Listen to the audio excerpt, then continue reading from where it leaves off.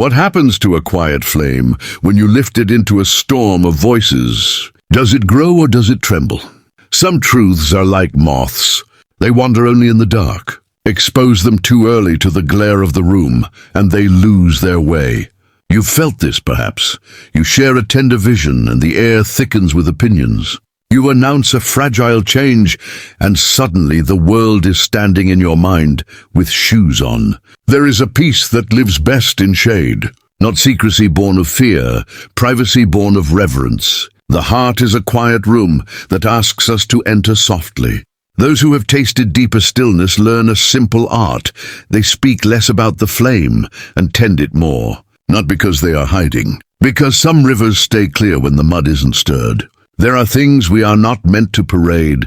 The seed of a new intention, the first breath of a plan, the softness of a wound, the kindness done with no audience, the private ground where your breath meets its own silence. Name them too soon, and the ego arrives dressed as a friend. Share them too widely, and envy takes notes. The noise outside begins to edit a story you have not yet written. So this is a meditation on restraint, on the noble hush that protects what is still forming. If you are awake to the delicate mechanics of your inner life, there are 5 things you do not reveal to anyone, not out of paranoia, but out of care for what is fragile and true. We will walk through the illusion that pushes us to overshare, the shift that returns us to privacy, the insight that steadies the hand, and the quiet conclusion that lets the heart breathe again. For now, breathe, settle. Let the space inside you widen. We live in an age of instant confession. We broadcast before we breathe. A thought arrives, a feeling stirs, a plan sparks, and the hand reaches for the screen. We call it honesty. We call it openness. But sometimes it's hunger. Hunger for witness, hunger for applause. The self is still forming, yet we ask strangers to sculpt it with their eyes. Attention is sugar. It feels sweet, then leaves us weaker than before. What needed shelter meets a storm of opinions, and we confuse the storm for whether we must obey. Notice the small moments. You promise yourself a new discipline. Wake at dawn, write a page. Walk in silence. You tell 5 people to stay accountable, and suddenly the energy leaks. The promise becomes performance. You were close to the quiet fire of doing. Now you're negotiating with an audience you invited. Or consider the wound you share too early. You post it, and a wave of replies arrives. Kind, clumsy, curious, half-distracted. The sympathy soothes the surface, yet something private feels exposed, altered, less yours. Or the kindness you did without thinking. You retell it and watch it turn into currency. Gratitude becomes a brand. The deed becomes a story about you. Even the subtlest experiences suffer in the open. A still moment late at night. A sense of being held by nothing and everything. You try to explain, and the room becomes a courtroom. People debate it, define it, downgrade it. What was vast is now a topic. And the fragile geometry of your relationships, your intimacies, your misunderstandings, your forgivenesses, once public, become theater. Others edit the script. You start to act, not live. The illusion is simple, that sharing equals truth, that telling equals becoming. But sometimes we tell to borrow strength we haven't grown. We reveal to be seen, and in that light we forget how to see ourselves. Some things need darkness to root. Some seeds die in spotlight. Ask yourself, what is the cost of being fully seen by those who have not learned to see, and what is the cost of never learning to see yourself without them? There comes a small, decisive moment. The hand reaches for the screen and stops. You notice the breath. You feel the quiet shape of what is forming, too delicate to carry across a crowded room. You lower the hand. You choose shade over spotlight. And something changes. The energy that used to scatter begins to pool. The flame grows, not because it is praised, but because it is fed. Before awareness, attention felt like oxygen. You needed eyes on your life to believe in it. After awareness, attention becomes weather. Nice when fair, irrelevant in the work of growing roots. Before you announce plans for courage. After you do the first humble step. Before you perform the wound to be held. After, you hold yourself long enough for it to stitch from the inside. Before, you retold kindness to polish your reflection. After, you let the act vanish and keep only the softness it left in your chest. Before, you translated stillness into words. After, you let the silence speak in the room and leave it untranslated. This is the shift. Privacy as nourishment, not withdrawal. You become selective, not secretive. You realize that what you cherish, you shelter. The seed of intention is kept under soil. The early plan is kept close until it hardens into form. The tender wound is wrapped, not displayed. The good deed is released, not archived. The private hush where breath meets breath is visited, not explained. You notice how each choice returns energy to its source.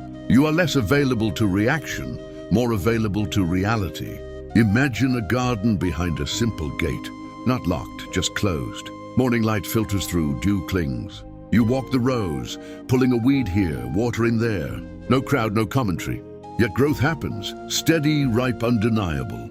When the fruit is ready, it falls with its own weight. It doesn't need a speech. You do not vanish from the world. You just stop letting the world edit the first draft of your soul. You share when something is ripe enough to survive being seen. Not to prove, to participate. There is a simple law in the quiet world. What is real does not beg to be announced. Trees do not post their rings. Rivers do not narrate their course. Roots move in darkness, and yet the forest appears. The same law lives in you. Privacy is not a wall, it is a climate. It is the right weather for certain forms of life.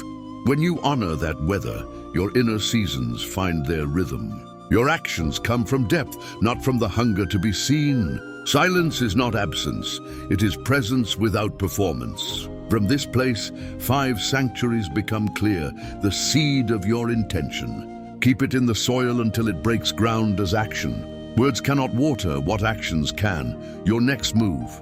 Let it mature unseen until it is steady enough to stand. Plans are fragile when they must hold the weight of others' projections.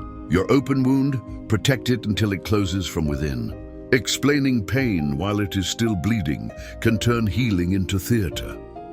Your quiet kindness. Do it and let it dissolve. Deeds that remain nameless grow roots in your character. Your private meeting with stillness, this one is yours. Translating it turns sky into a ceiling. Nothing here is about hiding. It is about fidelity to what is alive. You are not required to donate your becoming to the marketplace of opinions. You are permitted to keep the sacred in its native habitat.